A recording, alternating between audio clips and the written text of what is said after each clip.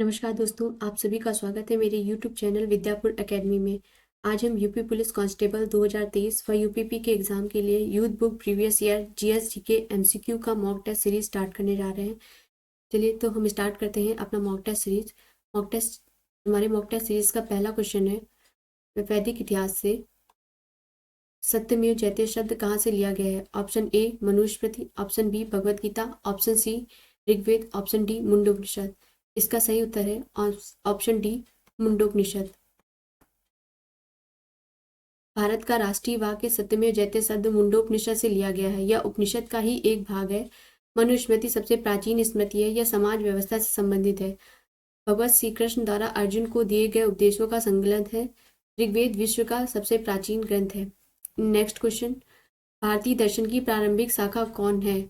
Option A Sankhya, option B Mimamsa, option C Vaisheshika, option D Charvaka. इसका सही उत्तर है ऑप्शन ए सांख्य। भारतीय दर्शन की प्रारंभिक शाखा सांख्य थी। इसके प्रतिपादक कपिल थे। सांख्य दर्शन के अनुसार जगत की उत्पत्ति ईश्वर से नहीं हुई बल्कि प्रकृति से हुई है। 4वीं शताब्दी के बाद इस में सृष्टि का कारण प्रकृति और पुरुष दोनों को माना जाने लगा। यह दर्शन पहले भौतिकवादी था, बाद में अध्यात्म की ओर मुड़ गया। इस दर्शन के अनुसार मोक्ष की प्राप्ति यथार्थ ज्ञान से हो सकती है। मीमांसा, पूर्व मीमांसा, जैमिनी, वैशेषिक, कणाद, योग, पतंजलि, न्याय, गौतम, वेदांत, वादनारायण। नेक्स्ट क्वेश्चन, बुद्ध के उपदेश किससे संबंधित है? ऑप्शन ए आत्मा संबंधी विवाद, ऑप्शन बी ब्रह्मचर्य, ऑप्शन सी धार्मिक कर्मकांड, ऑप्शन डी आचरण की शुद्धता। इसका सही आंसर है ऑप्शन डी आचरण की शुद्धता। बौद्ध धर्म के संस्थापक महात्मा बुद्ध का जन्म कपिलवस्तु के निकट लुम्बिनी नामक ग्राम में 563 ईस्वी पूर्व में हुआ था। इनके बचपन का नाम सिद्धार्थ था। बुद्ध ने पहला उपदेश ऋषिपत्तम सारनाथ में दिया। इसे धर्मचक्र प्रवर्तन कहा गया। बुद्ध के उपदेश आचरण की शुद्धता व पवित्रता से संबंधित है। इन्होंने सर्वाधिक उपदेश श्रावस्ती कौशल में दिए। बुद्ध ने धर्म प्रचार कार्यों में ऊंच नीच अमीरी गरीबी के मध्य कोई अंतर नहीं किया। नेक्स्ट क्वेश्चन मौर्य एवं मौर्योत्तर काल से है। क्वेश्चन नंबर 4, मालवा, गुजरात एवं महाराष्ट्र किस शासक ने पहली बार जीता? Option A Harsha, option B Skandagupta, option C Vikramaditya, option D Chandragupta Maurya. इसका सही उत्तर है ऑप्शन डी चंद्रगुप्त मौर्य। मौर्य वंश के संस्थापक चंद्रगुप्त मौर्य ने एक विशाल साम्राज्य की स्थापना की। यह साम्राज्य उत्तर पश्चिम में ईरान से लेकर दक्षिण में उत्तरी कर्नाटक एवं पूर्व में मगध से लेकर पश्चिम में सौपारा तथा सौराष्ट्र तक फैली हुई थी। 305 ईस्वी पूर्व यूनानी शासक सेल्यूकस एवं चंद्रगुप्त मौर्य के मध्य युद्ध हुआ था, जिसमें सेल्यूकस पराजित हुआ था। नेक्स्ट क्वेश्चन, कुषाण शासक कनिष्क का राज्याभिषेक किस सन में हुआ? Option A 178 BC, option B 101 AD, option C 58 BC, option D 78 AD. इसका सही आंसर है ऑप्शन डी 78 ईडी। मौर्योत्तर काल में विदेशी आक्रमणकारियों में कुषाण वंश के सर्वाधिक महत्वपूर्ण स्थान रखता है। कुषाण वंश पश्चिमी चीन के यूची कबीले से संबंध था, जिसे तोरारी कहा जाता है। इनका मूल निवास स्थान उत्तरी मध्य एशिया में चीन के आसपास था। कुषाण शासक कनिष्क का राज्याभिषेक 78 ईस्वी में हुआ था। इसी वर्ष उसने शक संवत भी चलाया था, जो भारत सरकार द्वारा वर्तमान समय में प्रयोग लाया जा रहा है। नेक्स्ट क्वेश्चन, सांची का स्तूप किस शासक ने बनवाया था? Option A Bimbisara, option B Ashoka, option C Harshavardhana, option D Pushyamitra. इसका सही आंसर है ऑप्शन बी अशोक। अशोक के शासनकाल की सबसे महत्वपूर्ण घटना राज्याभिषेक के 8वें वर्ष 261 ईस्वी पूर्व में कलिंग युद्ध था। उस समय कलिंग पर संभवतः नंदराज का शासन था। कलिंग की राजधानी धौली या तौसली बनाई गई थी। प्रारंभ में अशोक ब्राह्मण धर्म में विश्वास करता था। कल्लड़ की राज तरंगिणी के अनुसार अशोक के इष्ट देव शिव थे। अपने बड़े भाई सुमन के पुत्र निग्रो के प्रवचन को सुनकर उसने बौद्ध धर्म को अपना लिया था। बाद में वह बौद्ध भिक्षु मोगली पुत्र से प्रभाव में आ गया।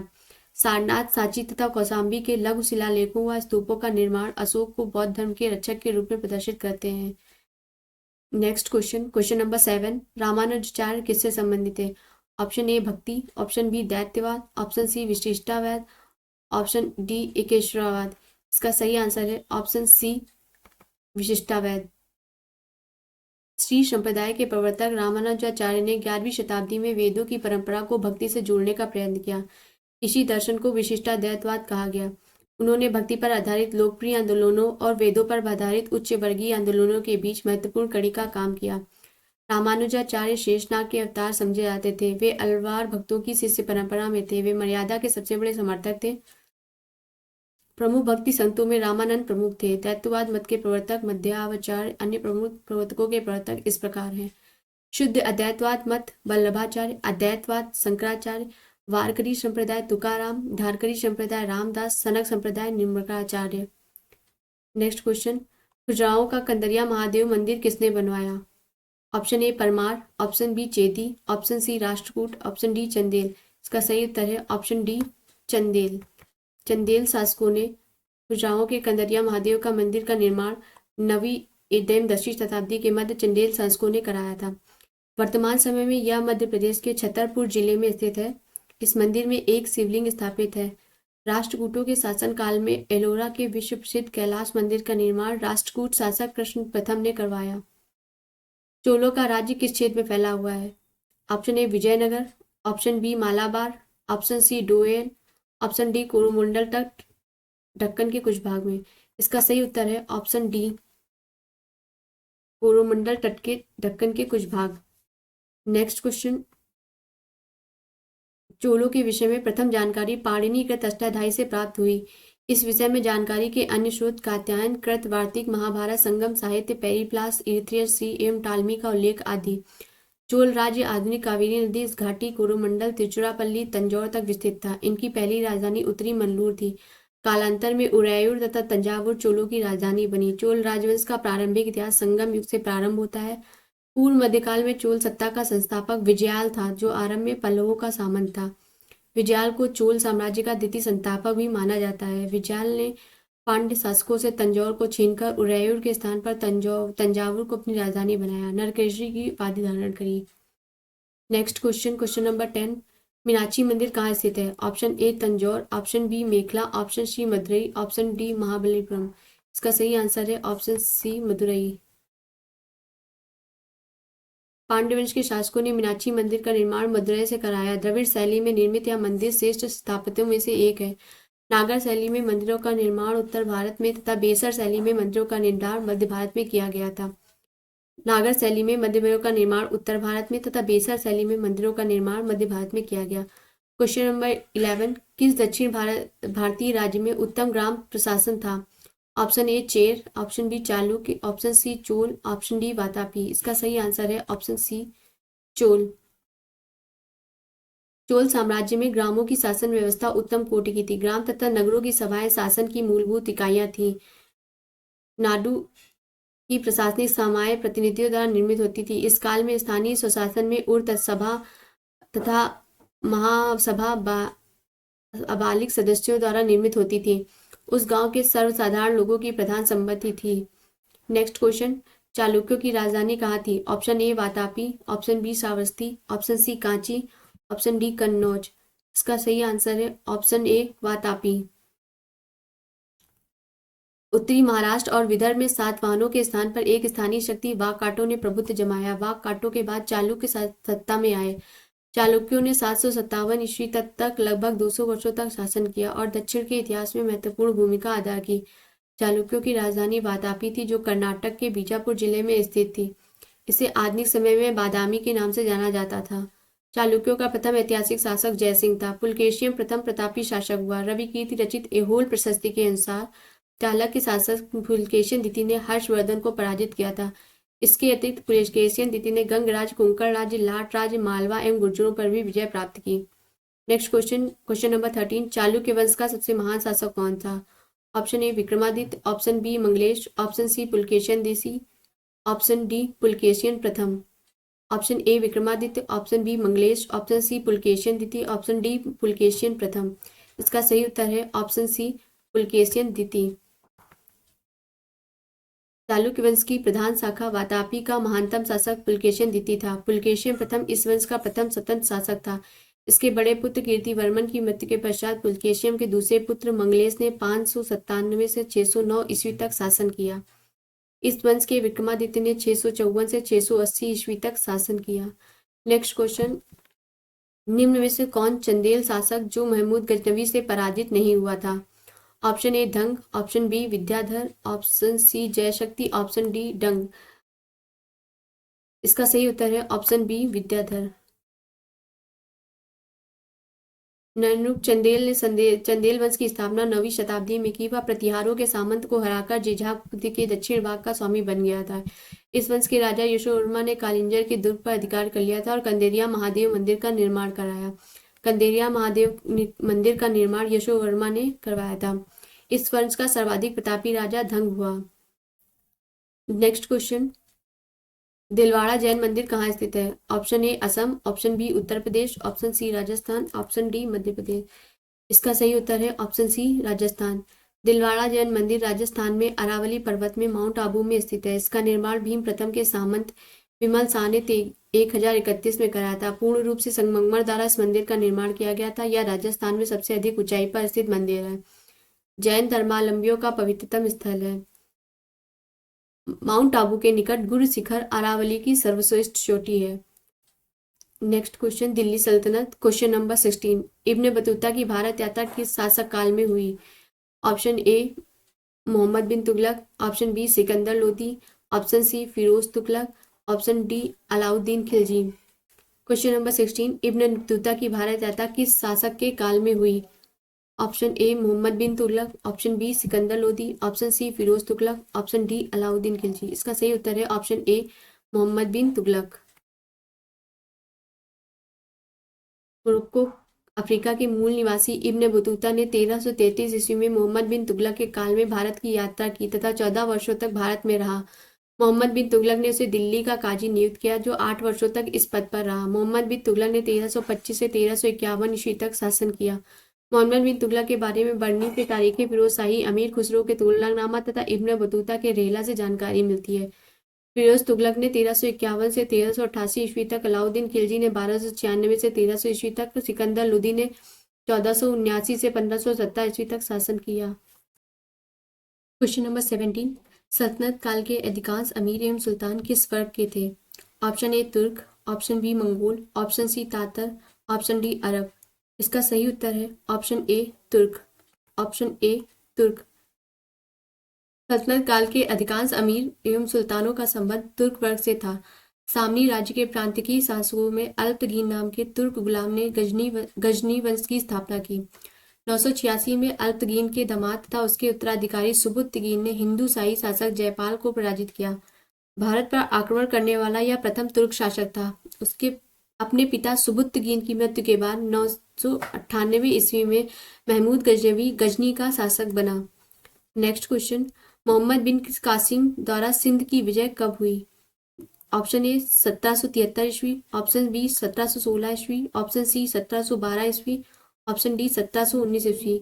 इसका सही उत्तर है ऑप्शन सी 1712 ईस्वी।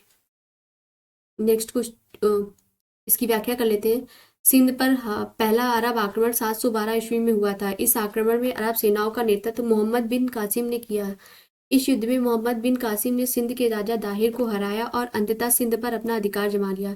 इस युद्ध को रावण के युद्ध के नाम से जाना जाता है। नेक्स्ट क्वेश्चन, महमूद गजनवी का दरबारी इतिहासकार कौन था? Option A Hasan Nizami, option B Utbi, option C Firdausi, option D Chandbardai. इसका सही उत्तर है option B Utbi. Option B Utbi. Mahmud Ghaznavi के दरबारी इतिहासकार उतबी थे, जिन्होंने गजनवी के समस्त आक्रमणों को जिहाद बताया।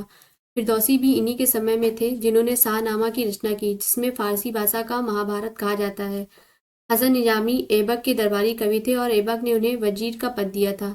चंद्रबदाई पृथ्वीराज चौहान के दरबारी कवि थे। क्वेश्चन नंबर 20, मोहम्मद गौरी के किस दास ने बंगाल एवं बिहार पर विजय प्राप्त की? Option A Qutbuddin Aibak, option B Iltutmish, option C Bakhtiyar Khilji, option D Yalduz. Question number 20 repeat कर रहे हैं। मोहम्मद बिन गौरी के किस दास ने बंगाल एवं बिहार पर विजय प्राप्त की? Option A Qutbuddin Aibak, option B Iltutmish, option C Bakhtiyar Khilji, option D Yalduz. इसका सही उत्तर है option C Bakhtiyar Khilji. Option C Bakhtiyar Khilji. Mohammad Ghori ने भारत में तुर्क राज्य की स्थापना की। इसे भारत में तुर्की साम्राज्य का संस्थापक माना जाता है। भारत में मुस्लिम साम्राज्य का वास्तविक संस्थापक भी माना जाता है। गौरी का प्रथम आक्रमण 1175 ईस्वी में मुल्तान के विरुद्ध था। 1178 में गुजरात के विरुद्ध, 1169 से 80 में पंजाब पर था और 1191 में तराइन का प्रथम युद्ध पृथ्वीराज चौहान एवं मोहम्मद गौरी के मध्य हुआ। 1204 से 1205 में गौरी के सेनापति बख्तियार खिलजी ने बंगाल के लक्ष्मण सेन को पराजित किया था। इसके अतिरिक्त उसने बिहार पर भी विजय प्राप्त की। बख्तियार खिलजी ने 1202 ईस्वी तक बिहार की विजय की तथा नालंदा महाविहार को तहस नहस करके राजधानी उदंतपुर पर कब्जा कर लिया। वह मोहम्मद गौरी का दास भी था। Next question, question number 21। एक घटना एक परिणाम रहित विजय, यह कथन किस आधुनिक इतिहासकार ने अरबों द्वारा सिंध के विजय के संदर्भ में कहा? एक घटना एक परिणाम रहित विजय। Option A Vincent Smith, option B Elphinstone, option C Lane Poole, option D Max Muller. इसका सही आंसर है option C Lane Poole. Question number 22। किस मुगल शासक का मकबरा भारत में नहीं है? Option A Aurangzeb, option B Jahangir, option C Humayun, option D Babur. इसका सही उत्तर है option D Babur. Next question, वो इसकी व्याख्या कर लेते हैं। बाबर का मकबरा भारत में स्थित न होकर अफगानिस्तान की राजधानी काबुल में बनाया गया था। जहांगीर का मकबरा लाहौर में शाहदरा में बनाया गया है, जो उस समय भारत का ही अंग था। हुमायूं का मकबरा दिल्ली में बनाया गया है। इसके बाद औरंगजेब सहित अन्य सभी मुगल शासक भारत में ही दफनाए गए थे। Question number 23। सावई राजा जयसिंह द्वारा प्रथम वेधशाला जंतर मंतर कहाँ स्थापित की गई है? Option A Jaipur, option B Ujjain, option C Ayodhya, option D Delhi. इसका सही उत्तर है ऑप्शन डी सॉरी इसका सही उत्तर है ऑप्शन ए जयपुर। जयपुर के राजा जयसिंह ने अपने शासन काल में अनेकों वेधशालाओं का निर्माण कराया। इनमें मुख्य थी जयपुर की वेधशाला, उज्जैन की वेधशाला, मथुरा की वेधशाला, बनारस की वेधशाला। जयपुर की वेधशाला जंतर मंतर पर स्थित है। इस वेधशाला द्वारा एक सारणी तैयार की गई है जिसे मोहम्मद शाही कहते हैं। नेक्स्ट क्वेश्चन, अष्टप्रधान मंत्रिपरिषद किसके साथ काल में थी? अष्टप्रधान मंत्रिपरिषद किसके काल में थी? Option A Shivaji, option B Krishnadeva Raya, option C Peshwa Bajirao, option D Akbar. इसका सही उत्तर है ऑप्शन ए शिवाजी। अष्टप्रधान मंत्रिपरिषद का गठन शिवाजी ने अपने शासनकाल में किया। उन्होंने अपने प्रशासन में 8 मंत्रियों की नियुक्ति की, जिन्हें अष्टप्रधान कहा जाता था। शिवाजी की अष्टप्रधान मंत्रिपरिषद इस प्रकार थी: पेशवा राजा का प्रधानमंत्री, आमत्य वित्त एवं राजस्व मंत्री, सरे नौबत सेनापति, दबीर या सुमंत विदेश मंत्री, सुरनवीस या सचिव राजकीय पत्र व्यवहार का कार्य, पंडित राव विद्वानों और धार्मिक कार्यों के लिए अनुदानों का दायित्व निभाना, न्यायाधीश, मुख्य न्यायाधीश और वाक्यान्वयीस या मंत्री राजा के दैनिक कार्यों का विवरण रखना। आधुनिक इतिहास। Next question, question number 25। इस्तमरारी बंदोबस्त किसने लागू किया? इस्तमरारी बंदोबस्त किसने लागू किया? Option A Wellesley, option B Warren Hastings, option C Lord Cornwallis, option D Lord Dufferin. इसका सही उत्तर है ऑप्शन सी लॉर्ड कार्निवालिस। स्थायी बंदोबस्त मूल रूप से जॉन सोर ने 1779 में इस भूपद्धति की रूपरेखा सामने रखी। इसे गवर्नर जनरल लॉर्ड कार्नवालिस ने राजस्व बोर्ड के प्रधान सर जॉन सोर तथा अभिलेखपाल जेम्स ग्रांट से व्यापक विचार विमर्श के बाद लागू किया। स्थायी बंदोबस्त को जमींदारी और बिस्वेदारी, मालगुजारी, जागीरदारी तथा इस्तमरारी आदि नामों से जाना जाता है। आरंभ में यह 10 वर्षीय व्यवस्था के रूप में 1790 ईस्वी में लागू की गई थी, जो 22 मार्च 1793 ईस्वी को स्थायी बंदोबस्त के रूप में स्थापित कर दी गई। मई 1793 में कार्नवालिस कोड का प्रथम नियम बना। नेक्स्ट क्वेश्चन, 1857 की क्रांति से। Question number 26। 1857 के विद्रोह के समय ब्रिटिश प्रधानमंत्री कौन था? Option A Churchill, option B Palmerston, option C बार एटली, ऑप्शन डी ग्लेडस्टोन। इसका सही उत्तर है ऑप्शन बी पामर्स्टन। 10 मई 1857 का विद्रोह भारत का प्रथम स्वतंत्रता संग्राम माना जाता है।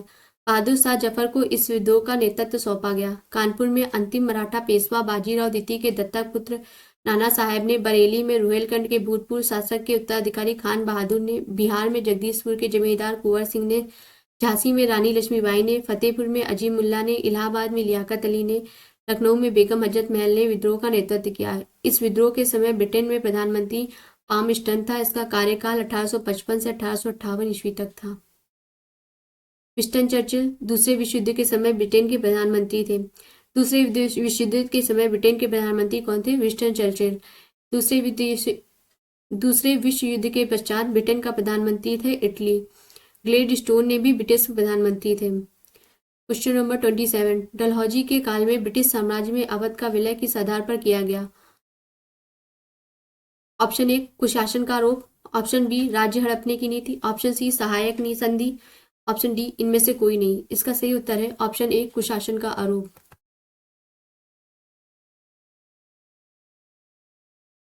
डलहौजी ने 1848 से 1856 में साम्राज्य विस्तार के लिए मुख्यतः 3 नीतियों को अपनाया। विजय द्वारा, व्यक्तिगत सिद्धांत विलय द्वारा, कुशासन के आरोप द्वारा। कुशासन का आरोप लगाकर उसने अवध का अधिग्रहण किया। डलहौजी ने नए अधिकृत क्षेत्रों के लिए अवस्थापना का सिद्धांत लागू किया। कलकत्ता एवं आगरा के बीच 1854 में पहली बार बिजली से संचालित तार सेवा शुरू की। डाक कानून तथा पहली बार डाक टिकट का प्रचलन किया। सर्वप्रथम बंबई एवं ठाणे के बीच 1853 में रेलवे लाइन का निर्माण किया। भारतीय सिविल सेवा हेतु पहली बार प्रतियोगिता परीक्षा प्रारंभ की। व्यक्तिगत सिद्धांत के अनुसार डलहौजी द्वारा विलय किए गए प्रदेश निम्न है: सतारा 1848, जैतपुर एवं संबलपुर 1849, बगाट 1850, उदयपुर 1852, झांसी 1853, नागपुर 1854 और करौली 1855। अवध 13 फरवरी 1856। Question number 28, Hindustan socialist Republic association की स्थापना की। ऑप्शन ए वीर सावरकर ने, ऑप्शन बी उधम सिंह ने, ऑप्शन सी भगत सिंह ने, ऑप्शन डी चंद्रशेखर आजाद ने। अच्छा, सारे की स्थापना किसने की ये पूछा जा रहा है। इसका सही उत्तर है ऑप्शन डी चंद्रशेखर आजाद। हिंदुस्तान सोशलिस्ट रिपब्लिक एसोसिएशन की स्थापना 1928 ईस्वी में दिल्ली में चंद्रशेखर आजाद ने की। भगत सिंह ने इंकलाब जिंदाबाद का नारा दिया। सुभाष चंद्र बोस ने दिल्ली चलो जय हिंद का नारा दिया। वीर सावरकर ने अभिनव भारत नामक संगठन बनाया। अभिनव भारत की स्थापना वीर सावरकर ने की थी। क्वेश्चन नंबर 29, भारत में न्यायिक संगठन की स्थापना किसने की? भारत में न्यायिक संगठन की स्थापना किसने की? ऑप्शन ए ब्राड Mayo, option B Lord Cornwallis, option C Lord इटली, ऑप्शन डी लॉर्ड कर्जन। इसका सही उत्तर है लॉर्ड कॉर्नवालिस। भारत में न्यायिक संगठन की स्थापना लॉर्ड कॉर्नवालिस ने की। लॉर्ड कॉर्नवालिस ने पुलिस स्टेशनों, थानों की स्थापना कराई। इसके अतिरिक्त उसने ब्रिटिश नागरिक सेवा की स्थापना, न्यायिक संगठन की स्थापना, स्थायी बंदोबस्त पद्धति लागू की। स्थायी बंदोबस्त पद्धति किसने लागू की थी? लॉर्ड कॉर्नवालिस ने। लॉर्ड मेयो महारानी विक्टोरिया के द्वितीय पुत्र जे एडिनबर्ग के ड्यूक भी थे। भारत आने पर उसने वित्तीय विकेंद्रीकरण के कई उपाय किए। लॉर्ड मेयो 1872 ईस्वी में चाकू मारकर हत्या कर दी गई थी। लॉर्ड कर्जन वायसराय था। 1902 में उसके प्रयासों से ही थॉमस रैले की अध्यक्षता में विश्वविद्यालय आयोग की स्थापना हुई। विश्वविद्यालय आयोग की स्थापना 1902 में थॉमस रैले की अध्यक्षता में हुई। 1901 में सर कोलिन स्कॉट मॉनक्रीफ के नेतृत्व में सिंचाई आयोग का गठन किया गया। झेलम नहर का कार्य संपन्न किया गया। 1904 में प्राचीन स्मारक कानून पारित कराया। 1905 में बंगाल विभाजन के लिए कर्जन ही जिम्मेदार थे। 1905 का बंगाल विभाजन किसके शासनकाल में हुआ? Curzon. Next question, question number 30, Nehru राष्ट्रभक्त हैं जबकि जिन्ना राजनीतिज्ञ। कथन किसका था? Option A Sardar Patel, option B Mohammad Iqbal, option C Mahatma Gandhi, option D Maulana Azad. इसका सही उत्तर है ऑप्शन डी मौलाना आजाद।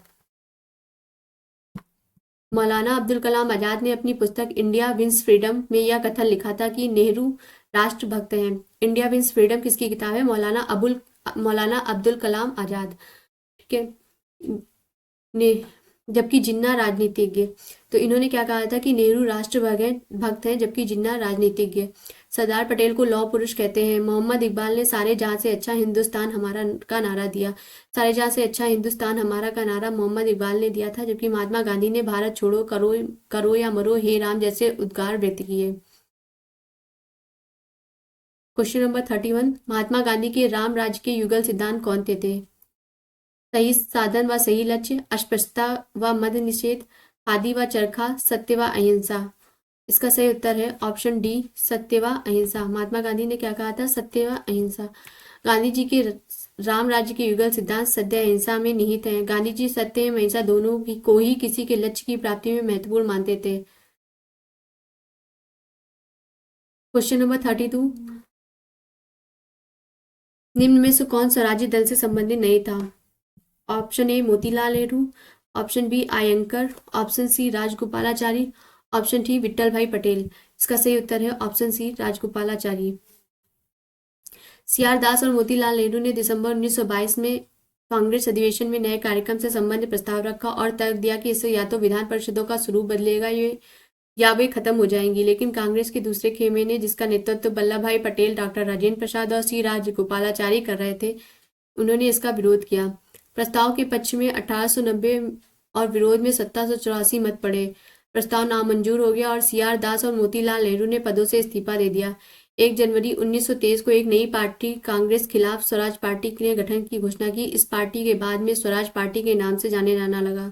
सीआर दास इसके अध्यक्ष और मोतीलाल नेहरू महासचिव थे। स्वराज पार्टी के अध्यक्ष सीआर दास और मोतीलाल नेहरू इसके महासचिव थे। नेक्स्ट क्वेश्चन, जलियांवाला बाग हत्याकांड कब हुआ? 13 अप्रैल 1918, 13 अप्रैल 1919, 29 अप्रैल 1921, 13 अप्रैल 1920। इसका सही उत्तर है 13 अप्रैल 1919। 13 अप्रैल 1919 को अमृतसर में एक महान घटना हुई जिसने भारतीय इतिहास की दिशा मोड़ने का महत्वपूर्ण कार्य किया। 13 अप्रैल जो बैसाखी का दिन था, पंजाब में फसल कटाई की दृष्टि से महत्वपूर्ण माना जाता था। इस दिन सरकार ने कोई भी मीटिंग, सामूहिक एकत्रीकरण और जुलूस निकालने पर प्रतिबंध लगा दिया और स्थान स्थान पर इसकी घोषणा की। साथ ही इसी दिन सायंकाल 4 बजे जलियांवाला बाग में जलसा हुआ जिसमें रॉलेट एक्ट का विरोध हुआ। जनरल डायर के अनुसार 15 से 20 हजार लोग मारे गए। इस सरकारी रिपोर्ट के अनुसार 369 व्यक्ति मारे गए, जबकि 379 व्यक्ति मारे गए, जबकि कांग्रेस समिति के अनुसार मरने वालों की संख्या 1000 के लगभग थी। इस हत्याकांड की जांच के लिए ब्रिटिश सरकार ने 1 अक्टूबर 1919 को लॉर्ड हंटर की अध्यक्षता में एक समिति का गठन किया जिससे 8 सदस्य थे, जिसमें 5 अंग्रेज 3 भारतीय थे। हंटर कमेटी ने मार्च 1920 में अपनी रिपोर्ट प्रस्तुत की। गांधी जी और रविन्द्रनाथ टैगोर ने विरोध स्वरूप अपनी उपाधियां त्याग दी। महात्मा गांधी के राजनीतिक गुरु कौन थे? Option A CR Das, option B Dadabhai Naoroji, option C Tilak, option D Gopal Krishna Gokhale. इसका सही उत्तर है ऑप्शन डी गोपाल कृष्ण गोखले। गोपाल कृष्ण गोखले ने पहली बार राजनीति में 1879 में इलाहाबाद में हुए कांग्रेस अधिवेशन से प्रवेश किया। गोखले उदारवादी होने के साथ साथ सच्चे राष्ट्रवादी थे। गरम दल के लोगों ने इन्हें दुर्बल हृदय का उदारवादी एवं अंग्रेजों ने छिपा हुआ राजद्रोही कहा। उन्होंने 1905 में बनारस में हुए कांग्रेस अधिवेशन की अध्यक्षता की। क्वेश्चन नंबर 35, बहिष्कृत भारत पत्रिका से संबंधित थे। Option A Atmaram Pandurang, option B Jyotiba Phule, option C Bal Gangadhar Tilak, option D B R Ambedkar. Bahishkrit Bharat पत्रिका किससे संबंधित है? Option A Atmaram Pandurang, option B Jyotiba Phule, option C Bal Gangadhar Tilak, option D B R Ambedkar. इसका सही उत्तर है option D B R Ambedkar. B R Ambedkar ने 1927 में मराठी भाषा में बहिष्कृत भारत पत्रिका का प्रकाशन किया। बहिष्कृत भारत पत्रिका का प्रकाशन मराठी भाषा में किया गया। 20 जुलाई 1924 में इन्होंने बंबई में बहिष्कृत हितकारिणी सभा की स्थापना की। बाल गंगाधर तिलक ने मराठा केसरी पत्रिका निकाली। ज्योतिबा फुले ने 1873 में सत्यशोधक समाज की स्थापना की। सत्यशोधक समाज की स्थापना ज्योतिबा फुले ने 1873 में की। मराठा तथा केसरी बाल गंगाधर तिलक की पत्रिकाएं थी। आत्माराम पांडुरंगा ने 1867 में रानाडे के साथ मिलकर प्रार्थना समाज की स्थापना की। प्रार्थना समाज की स्थापना आत्माराम पांडुरंगा ने 1867 में की। क्वेश्चन नंबर 36, गांधी इरविन समझौते में किस आंदोलनों को रोकने का प्रावधान था? ऑप्शन ए भारत छोड़ो आंदोलन, ऑप्शन बी सविनय अवज्ञा, ऑप्शन सी असहयोग आंदोलन, ऑप्शन डी कोई नहीं। इसका सही उत्तर है ऑप्शन बी सविनय अवज्ञा आंदोलन। गांधी जी ने 31 जनवरी 1930 को 11 सूत्री प्रस्ताव रखा जिसकी मुख्य मांगे थी भू राजस्व आधा करना, सैनिक व्यय में 50% की कमी, नमक कर की समाप्ति, विदेशी कपड़े पर विशेष आयात, विनिमय दर में कमी, गुप्तचर विभाग की समाप्ति। गांधी जी द्वारा प्रस्तुत 11 सूत्री मांग पत्र पर वायसराय लॉर्ड इरविन द्वारा विचार न करने के कारण गांधी जी को सविनय अवज्ञा आंदोलन प्रारंभ करने के लिए विवश होना पड़ा। गांधी जी ने 12 मार्च 1930 को साबरमती आश्रम से अपने 78 चुने हुए सहयोगियों के साथ दांडी मार्च प्रारंभ किया। 24 दिन की लंबी यात्रा के बाद 6 अप्रैल 1930 को उन्होंने दांडी, गुजरात के नवसारी जिले में स्थित सांकेतिक रूप से नमक कानून भंग किया और औपचारिक रूप से सविनय अवज्ञा आंदोलन का प्रारंभ किया? भारत छोड़ो आंदोलन 8 अगस्त 1942 को और असहयोग आंदोलन अगस्त 1920 में गांधी जी द्वारा चलाए गए। Next question, question number 37। विदेश में प्रथम स्वतंत्र भारतीय सरकार किसने स्थापित की? Option A Barkatullah, option B Subhash Chandra Bose, option C Lala Hardayal, option D Raja Mahendra Pratap. इसका सही उत्तर है ऑप्शन डी राजा महेंद्र प्रताप। विदेशों में प्रथम भारतीय सरकार की स्थापना राजा महेंद्र प्रताप ने 1915 से 16 में काबुल में की। जर्मनी ने इस सरकार को मान्यता प्रदान की। सुभाष चंद्र बोस ने आजाद हिंद फौज की स्थापना की। भारत छोड़ो आंदोलन से आजाद हिंद फौज को एक नई ताकत मिली। मलाया में ब्रिटिश विरोधी प्रदर्शन किए गए। सितंबर 1942 में आजाद हिंद फौज की पहले डिवीजन का गठन हुआ। Question number 38। भारतीय राष्ट्रीय कांग्रेस का लाहौर अधिवेशन कब हुआ? Option A 1931, option B 1929, option C 1921, option D 1930। भारतीय राष्ट्रीय कांग्रेस का लाहौर अधिवेशन 1929 में हुआ। 1929 में भारतीय राष्ट्रीय कांग्रेस का लाहौर अधिवेशन हुआ। इसकी अध्यक्षता पंडित जवाहरलाल नेहरू ने की। पूर्ण स्वतंत्रता का प्रस्ताव इसी अधिवेशन के दौरान पारित किया गया और 26 जनवरी 1930 को स्वतंत्रता दिवस मनाने का निश्चय किया गया। 1930 में कांग्रेस का अधिवेशन हुआ। 1931 के कराची अधिवेशन के मौलिक अधिकारों का प्रस्ताव पारित किया गया। 1921 के अहमदाबाद अधिवेशन में चित्तरंजन दास को अध्यक्ष चुना गया, किंतु इनके जेल में होने के कारण हकीम अजमल खान ने अध्यक्षता की। इस अधिवेशन में प्रथम बार राष्ट्रीय ध्वज फहराया गया, जिसे लाला हंसराज ने तैयार किया था। Next question, question number 39। Bengal का एकीकरण किस सन में हुआ? बंगाल का एकीकरण 1905, 1908, 1913, 1912। इसका सही उत्तर है ऑप्शन डी 1912। दिसंबर 1903 और 19 जुलाई 1905 की औपचारिक घोषणाओं के बीच एक स्थानांतरण योजना को फ्रेजर, रिजले और कर्जन ने पूर्ण विभाजन में बदल दिया। अंततः पूर्वी बंगाल और असम के प्रांतों में असम के अतिरिक्त चटगांव, ढाका और राजशाही डिवीजन हिल, टिपरा, मालदा भी सम्मिलित कर दिए गए। 1911 ईस्वी में विभाजन का एकीकरण तब हुआ जब प्रिंस चार्ल्स की भारत यात्रा संपन्न हुई। यात्रा एकीकरण की घोषणा 1911 तथा एकीकरण 1912 में संपन्न हुआ। नेक्स्ट क्वेश्चन, स्वराज्य मेरा जन्मसिद्ध अधिकार है उद्घोष किसका था?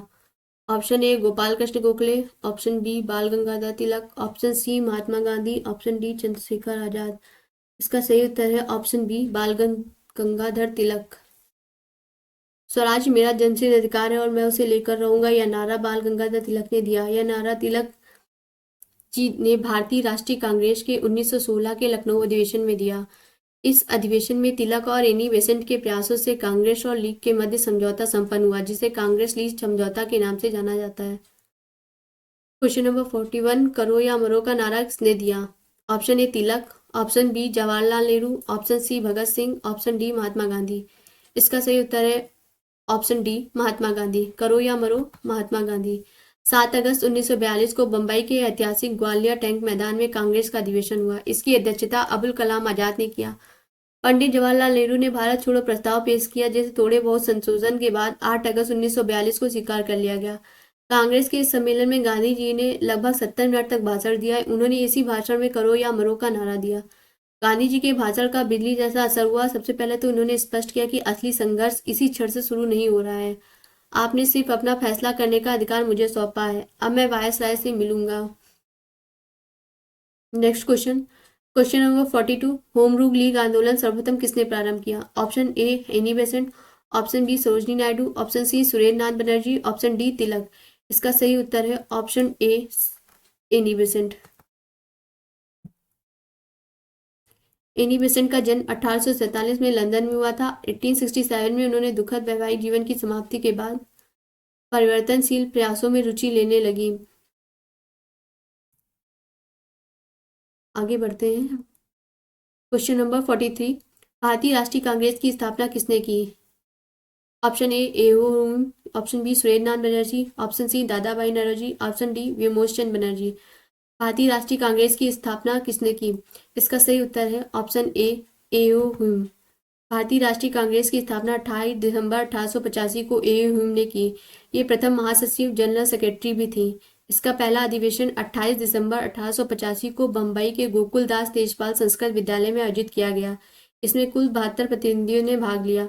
भारतीय राष्ट्रीय कांग्रेस के प्रथम अधिवेशन की अध्यक्षता व्योमकेश बनर्जी WC बनर्जी ने की। भारतीय राष्ट्रीय कांग्रेस के प्रथम अधिवेशन की अध्यक्षता व्योमकेश बनर्जी ने की। दादा भाई नौरोजी आमतौर पर किस नाम से जाने जाते हैं? Option A Punjab Kesari, option B Gujarat Ratna, option C Gurudev, option D grand old man. इसका सही उत्तर है option D grand old man. Option D grand old man. Dadabhai Naoroji को ग्रैंड ओल्ड मैन के नाम मैन ऑफ इंडिया के नाम से जाना जाता है। गुरुदेव के नाम से रविन्द्रनाथ टैगोर को और पंजाब केसरी के नाम से लाला लाजपत राय को ना जाना जाता है। क्वेश्चन नंबर 45, भारतीय राष्ट्रीय कांग्रेस का प्रथम विभाजन 1907, 1906, 1969 और 1911। इसका सही उत्तर है 1907। भारतीय राष्ट्रीय कांग्रेस का प्रथम विभाजन 1907। 1907 में कांग्रेस विभाजित हो गई और लगभग इसी समय बंगाल में क्रांतिकारी आतंकवाद का उदय हुआ। नरम राष्ट्रवादियों की ऐतिहासिक भूमि 1907 तक पहुंचते पहुंचते समाप्त हो गई, लेकिन इससे पहले 30 वर्षों में इन राष्ट्रवादियों ने जो कुछ भी किया उससे महान सफलता ही कहा गया। नेक्स्ट क्वेश्चन, क्वेश्चन नंबर 46, इंकलाब जिंदाबाद का नारा किसने दिया? सुभाष चंद्र बोस, मोहम्मद इकबाल, राम प्रसाद बिस्मिल, भगत सिंह। इसका सही उत्तर है भगत सिंह। इंकलाब जिंदाबाद का नारा भगत सिंह ने दिया। मोहम्मद इकबाल ने सारे जहां से अच्छा हिंदुस्तान हमारा गाया। सारे जहां से अच्छा हिंदुस्तान हमारा मोहम्मद इकबाल। राम प्रसाद बिस्मिल, सरफरोशी की तमन्ना अब हमारे दिल में है। सुभाष चंद्र बोस, तुम मुझे खून दो मैं तुम्हें आजादी दूंगा। क्वेश्चन नंबर 47, भारत का प्राचीनतम पर्वत कौन है? Option A Himalaya, option B Vindhyachal, option C Aravalli, option D Nilgiri. इसका सही उत्तर है ऑप्शन सी अरावली। नागार्जुन सागर बांध किस नदी पर आधारित है? Option A Mahanadi, option C Godavari, option C Krishna, option D Narmada. इसका सही उत्तर है ऑप्शन सी कृष्णा नदी। नागार्जुन सागर बांध कृष्णा नदी। आंध्र प्रदेश में कृष्णा नदी पर नागार्जुन सागर बांध का निर्माण किया गया। महानदी उड़ीसा राज्य में बहती है और इस नदी पर हीराकुंड बांध परियोजना है। हीराकुंड बांध परियोजना महानदी उड़ीसा। हीराकुंड बांध परियोजना महानदी उड़ीसा। नागार्जुन सागर बांध परियोजना कृष्णा नदी। गोदावरी नदी और पोचपात परियोजना का निर्माण हुआ। गोदावरी नदी पर पोचमपात परियोजना का निर्माण है। नर्मदा नदी पर नर्मदा सागर परियोजना जो गुजरात राज्य में स्थित है। अभी भारत के क्वेश्चन नंबर 47, भारत के कुल क्षेत्रफल में वनों का क्षेत्रफल कितना है? इसका सही उत्तर है ऑप्शन नंबर डी 22%। भारत में सबसे कम वर्षा वाला स्थान कौन सा है? Question number 50, option A Leh, option B Bikaner, option C Jaisalmer, option D Cherrapunji. इसका सही उत्तर है ऑप्शन ए ले। सबसे कम वर्षा वाला स्थान ऑप्शन ए ले। ले भारत में सबसे कम वर्षा वाला स्थान है। यह जम्मू कश्मीर राज्य में है स्थित है। हिमालयी श्रेणियों के वृष्टि छाया में स्थित होने के कारण शीतकाल एवं ग्रीष्मकाल दोनों ही मौसमों में वर्षा नहीं मिलती है। लेह में सबसे कम वर्षा इसलिए होती है क्योंकि यह हिमालय के वृष्टि छाया क्षेत्र में पड़ता है। भारत में सबसे अधिक वर्षा प्राप्त करने वाला स्थान मासीनान मेघालय में स्थित है। जैसलमेर व बीकानेर राजस्थान के 2 जिले हैं। क्वेश्चन नंबर 51, भारत किस खनिज के उत्पादन में आत्मनिर्भर है? Option A tin, option B चांदी, ऑप्शन सी सोना, ऑप्शन डी ग्रेफाइट। इसका सही उत्तर है ऑप्शन डी ग्रेफाइट। कायांतरित सेलों में मिलने वाली कार्बनिक संरचना में ग्रेफाइट की प्राप्ति होती है। इसे काला सीसा प्लम्ब को कहा जाता है।